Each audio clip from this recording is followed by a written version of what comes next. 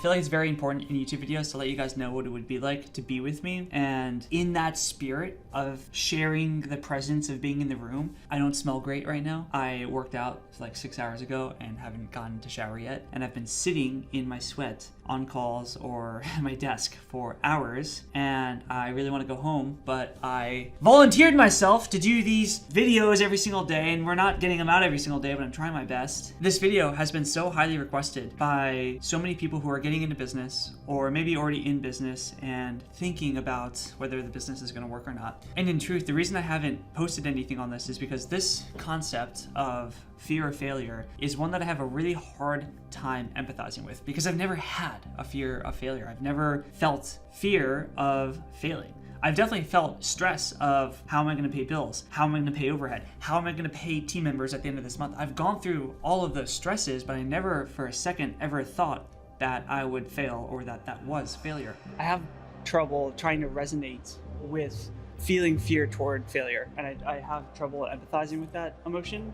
And it's because I never felt it. And the reason I never felt it is because I had a rock bottom story. And I think the one thing I'd like to say on this is if you look at anyone who does really big things in business, they almost always have rock bottom stories. I don't know if it's a blessing that I've never thought about that or how I'm programmed, but I've just never been able to empathize with people who are fearful of failing. And I think a lot of it, as I've said throughout the day with Holly, is that I've gone through such tribulation that I know what it's like to be at rock bottom and still not consider myself a failure. And so if that's as low as I can go, if that is what complete financial collapse looks like, then I know realistically I'm not worried about that. I'm not scared of that. And so I'm not fearful of failing. If anything, I'm fearful of not trying new things. What I was saying at the mall was that anyone I know who does well, whether it's Iman, a lot of the guys who I know that have multi-$100 million companies, even if you look at like the greats where we're talking about Dan Martell, Hermosi with getting scanned by his partners and such, everyone to do well has to have some kind of timeline in their career where they hit a place of not having anything. Because when you don't have anything, and when things are even taken away from you, if you look at mine with car repossessions and eviction notices, when things are taken away and you realize at that point that God still provides for you,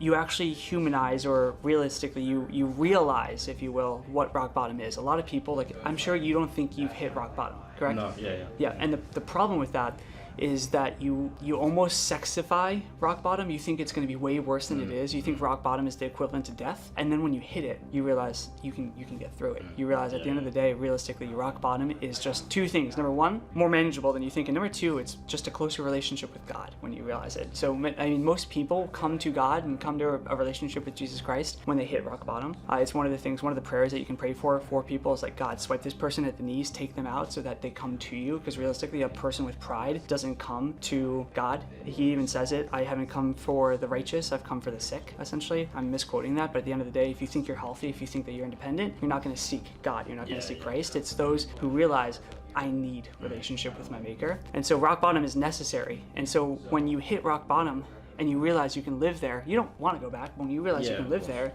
you're not fearful of going back. I think at the end of the day, there are two reasons that people are fearful of failure. Reason number one is because they glorify rock bottom. Number two is opportunity cost. And people just don't realize that when they're starting a business, the opportunity cost really isn't that high. And so in general, business is all about gambling. And true, like John said earlier, I don't know if we're gonna put this in or not, but John said earlier that Elon Musk at that point should have been fearful of failing. To me, the people that should be afraid of failing are almost the people that have already made it at like an extravagant scale. So like the person that should have been afraid of failing was like when Elon Musk made a couple $100 million from PayPal and then took all the money and invested it. Like that's somebody that should be afraid of failing because he's already made it and he's gonna go try to essentially make it again. And he obviously wasn't, and that's why he's one of the most successful people on the planet. I just think at the end of the day, it's just gambling. And the larger the gambles get, they do get a little more stressful. It's not fearing failure, it's just you are gambling more and you're risking more. But when you first start in business, normally you're not risking much. You're not leaving a job that makes an obscene amount of money to start something, because if you were in a job that paid really well and that you really enjoyed, you probably wouldn't leave it in the first place. I've never really feared failure. Have you?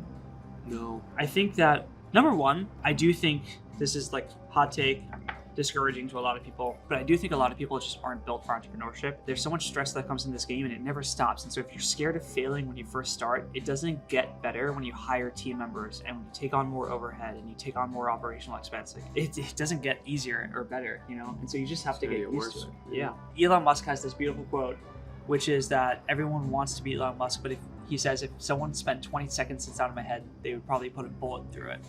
I'm paraphrasing that slightly, but realistically, if you felt the amount of stress It's true. and weight on Elon's head in his mind, most people can handle that. And so I just don't understand why people have this fear or sense of fear of failure. I think a lot of it, actually, I haven't said this yet today. I'm huge on language. If you ever get to know me, one of the first things I do with my clients at PNS is talk to them about the language that they use to talk to their team with, to think with, to market with. And one of my mentors was huge on this and really built this into me, which is that the language you use to talk to yourself is kind of how you will then think and model your thoughts and frameworks from there on forward. One of the language patterns I want to instill in you is to take the word failure out of play, never use it, don't even think it, and instead replace it with learning. You've now been with me for a few days, and John, what's like the pace of life like with us compared to like a lot of the people you've spent time with? Because I feel like John and I do just go for a while. No, it's very different. I just feel like at home, everyone is just happy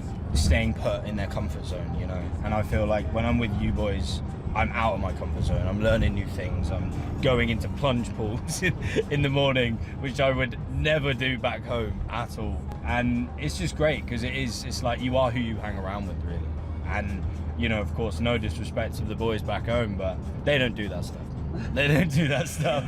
One of the guys who I really respect in the entrepreneurial world will say and boast, I have more failures than most people do attempts. It's actually a line that I've taken and said to many others at this point too, because I'm so proud of the things that most people would call failures because they are the things that taught me the most. People are always, including me, I still have stressors in business that at the end of the day, when I go through them, are learning points. I don't go through them and think I'm gonna fail. I go through them and think, how and what am I gonna learn from this? And I think if you reprogram that deep down in your unconscious, if you really take the word failure out of play, failure is a pride word. The only reason people think that they could fail is because they're failing not to themselves, but to the people that they want to impress. So realistically, it's a useless term. When you take away the word failure, it's not something that you use anymore because you're not trying to impress friends, you're trying to do this for yourself. If you take that word away and replace it with learning tax, education, knowledge, learning, whatever the word is, if you replace it with understanding that everything that you are scared of failing at is actually just an educator for you, you're going to be way more accepting of facing them head on. You're going to be way more happy about going through them, and you're going to actually encourage yourself to take more risks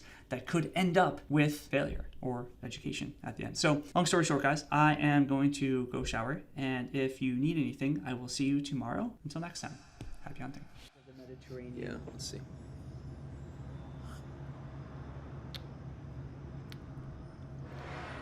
Wow. Really good. Small sip. How's the ice cream? Ice cream. That's